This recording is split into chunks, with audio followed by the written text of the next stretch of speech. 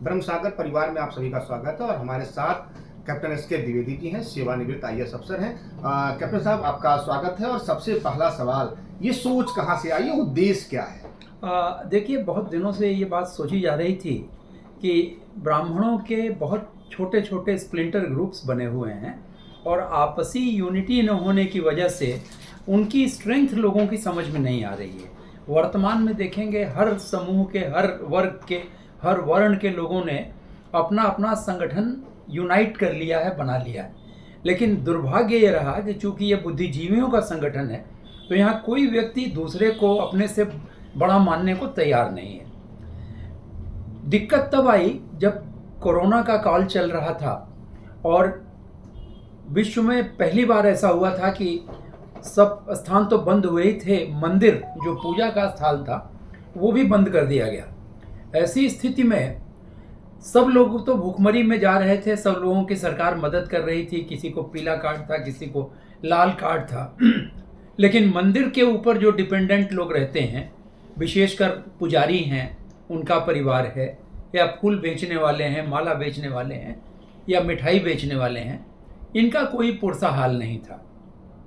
हम लोगों को उस बीच में सूचना मिली, कुछ हम लोग रिटायर्ड लोग बैठ के आपस में बातचीत कर रहे थे कि कुछ सामाजिक कार्य किया जाए। कुछ हम लोगों ने, मैं गोल्फ क्लब से रिलेटेड हूँ, तो वहाँ गोल्फर्स के साथ जो कैडी रहते हैं वो भी भूखमरी के कगार पे आए थे, क्योंकि प्रतिदिन जो वो कमाते हैं उसी से उनके परिवार का भरण पोषण होता है।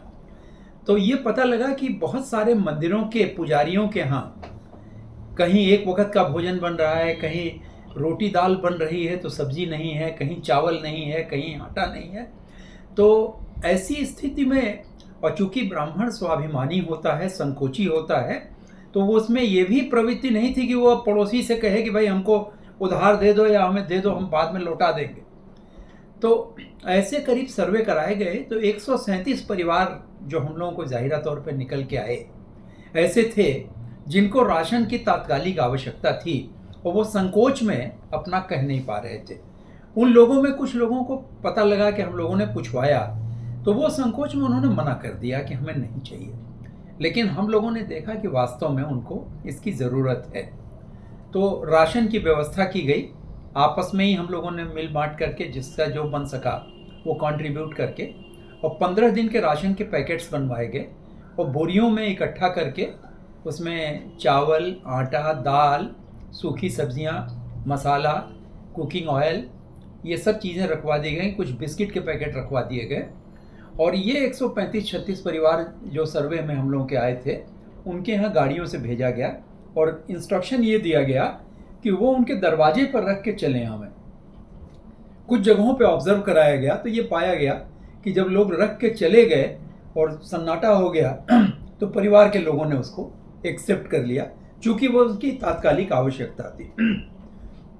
ये तो प्रथम चरण था। इसकी त्रासदी और खराब भी भविष्य में हो सकती है, ऐसा लग रहा है। इसलिए हम लोगों को चिंता हुई और हम लोगों ने फिर लोगों को संगठित करने का विचार बनाया। ये भी विचार बनाया कि ब्राह्मण संगठन, जैसे लखनऊ खुद में ले लीजिए तो यहाँ लगभग 90 के करीब जो रिकॉग्नाइज ब्राह्मण संगठन हैं वो हैं। हर गली में, हर कूचे में एक अध्यक्ष, एक मंत्री। तो उनको सबको किसी प्रकार से एक प्लेटफॉर्म पर ले आने का प्रयास किया गया और काफ़ी ब्राह्मण संगठनों को हमने प्रथम चरण में इनवाइट करके बुलाया और उनसे राय ली। तो सब लोग इस बात पे तैयार हुए कि नहीं साहब, कोई एक फोरम बने तो हम लोग आने को तैयार हैं। तो उसी दिन उन्हीं लोगों से विचार विमर्श करके इस संगठन की अवधारणा हुई और इस संगठन का नाम सोचा गया। चूंकि पहले इसका कोई नाम नहीं था, न कोई संगठन की परिकल्पना थी। अब ये आया कि जब बहुत सारे संगठनों को एक स्थान पर जोड़ना है तो हम वास्तव में वो कार्य कर रहे हैं जैसे सारी नदियाँ जाकर के समुद्र में मिलती हैं। तो एक बहुत बड़ा ब्राह्मण संगठन यहाँ पे है, कान्यकुब्ज ब्राह्मण संगठन, जिसके अध्यक्ष डॉक्टर शुक्ला हैं। उन्होंने ये सुझाव दिया कि यदि इसको सागर का रूप दिया जाए तो कैसा रहेगा।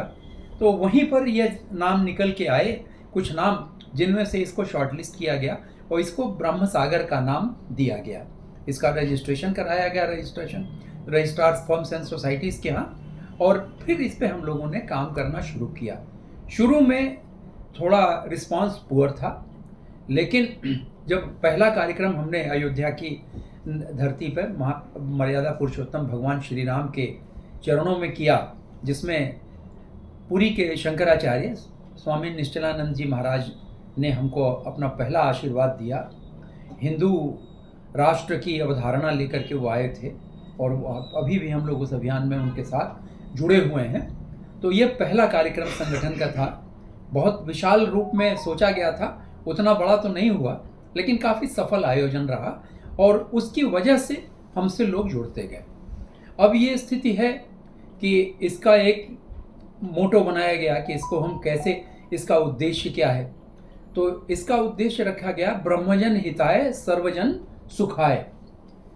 और इसके बाद आया कि इसका एक लोगो होना चाहिए, हम किसको आधार मान के चलें। ज़्यादातर ब्राह्मण संगठन आपने देखा होगा कि या तो परशुराम के अनुयायी हैं या चाणक्य को वहाँ पूछते हैं। हम लोग उसके पीछे गए। आदि शंकराचार्य, जिन्होंने उस समय बृहत्तर भारत को चारों कोनों को जोड़ने का प्रयास किया अपने धर्म के माध्यम से, अपने अध्यात्म के माध्यम से, उनको हमने अपना आदर्श बनाया और वही हमारे लोगों में हैं। हम उन्हीं को मानते हैं। और वर्तमान में पूरी कश्मीर के शंकराचार्य स्वामी अमृतानंद तीर्थ जी महाराज, जो शारदा सर्वज्ञ पीठ इस समय पाकिस्तान ऑक्यूपाइड कश्मीर में है, वो हमारे प्रमुख संरक्षक हैं। संरक्षक मंडल में प्रोफेसर मनोज दीक्षित, पूर्व उप कुलपति फैजाबाद विश्वविद्यालय, डॉक्टर महेश चंद द्विवेदी जी, पूर्व डीजीपी श्री नागेश्वर नाथ उपाध्याय, पूर्व आईएएस, वरिष्ठ थिंकर हैं समाज के। ऐसे लोगों को हम लोगों ने रखा और संगठन का विस्तार शुरू किया। वर्तमान में हमारा संगठन भारतवर्ष के 13 राज्यों में पूर्णतया सुसज्जित और स्थापित है। उत्तर प्रदेश में हम हेड काउंट पे नहीं जाते हैं, हम संख्या बल पे नहीं जाते हैं, हम वैचारिक रूप से जो लोग हमसे जुड़ते हैं उनके साथ जुड़ते हैं और प्रयास ये करते हैं कि एक जो हमारी पुरातन परंपरा थी, ऋषि मुनियों की परंपरा थी, जो एक आदर्श ब्राह्मण का रूप था, उस ब्राह्मण के स्वरूप को हम फिर से पुनर्जीवित करें अपने परिवारों में। तो एक अच्छे समाज की संरचना होगी और एक अच्छा स्वरूप इस भारतवर्ष की धरती को मिलेगा जो समाज को सही दिशा दे सकेगा। अच्छा कैप्टन साहब, कुछ सवाल हैं जो हमारे दर्शक भी होंगे। जब ब्राह्मण समाज की बात आती है तो कोई जिला नहीं होगा जहां 150 ब्राह्मण संगठन ना हो। ब्राह्मण संगठन के बाद कुछ न कुछ राजनीतिक भी देखने को मिलता है। जिस प्रकार आपका संगठन ब्रह्म सागर को आप आगे बढ़ा रहे हैं, आप 200 लोगों का कार्यक्रम करते हैं तो 1000 लोग आते हैं। पिछले दिनों आपने लखनऊ में कार्यक्रम किया था, बहुत भव्य कार्यक्रम रहा। अभी आपने पिछले दिनों कुछ जो सिविल सर्विस में जो बच्चे ब्राह्मण समाज के ब्राह्मणों के जो उसमें सफल हुए उनको भी आपने सम्मानित। तो ये 2-3 सवाल ये हैं कि उनको सम्मानित करने का इस कहाँ से कैसे मोटिवेशन आया सर? देखिए, हम सब लोग सिविल सर्विसेज बैकग्राउंड के हैं। हम लोग गए तो कोई पूछने वाला नहीं था। और ये एक बड़ा कॉमन प्रश्न आता है कि आप देखेंगे कि अपने समाज के लिए हर वर्ण के, हर वर्ग के लोग मदद करते हैं, लेकिन हमारा समाज एक ऐसा समाज है कि हमारे जो उच्च पदस्थ लोग होते हैं, ज़्यादातर संकोच में कह लें, शर्म में कह लें, या ये देख करके कि कोई देख के ये ना कहे कि ये ब्राह्मणों का सहयोग कर रहे हैं, नहीं करते हैं। हमें कोई चीज़ एक्स्ट्रा नहीं चाहिए, कोई चीज़ आउट ऑफ टर्न नहीं चाहिए, लेकिन जो हमारा वाजिब हक है वो हमें मिलना चाहिए।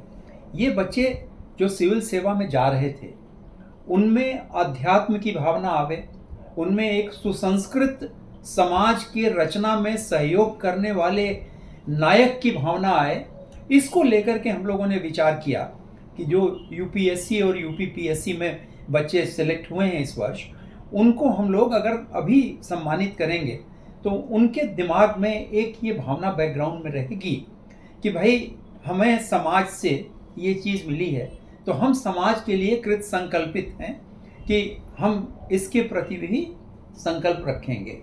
ये सोच करके हमने ये कार्यक्रम किया। अच्छा, जो मेरा ये सवाल था कि जब ब्रह्म सागर जिस तरीके से तेजी से आगे बढ़ रहा है पूरा ग्लोबली अगर हम बात करें तो देश विदेशों में भी इसकी ख्याति जिस तरीके से बढ़ रही है, आपको नहीं लगता है कि मतलब ये व्यक्तिगत सवाल ये है कि कहीं चूंकि इसकी न्यू आप रखने वाले हैं, राजनीतिक दल भी आपको अप्रोच करते होंगे? हाँ, पिछले चुनाव में हमको बुलाया गया था, सर्वविदित है, और हमने ओपन मीटिंग करके कहा था कि जो भी व्यक्ति या दल ब्राह्मण हित की बात करेगा हम उसी का समर्थन करेंगे। हम किसी व्यक्ति विशेष या किसी दल विशेष के साथ नहीं जाएंगे। हम लोग पूर्णतया गैर राजनीतिक हैं।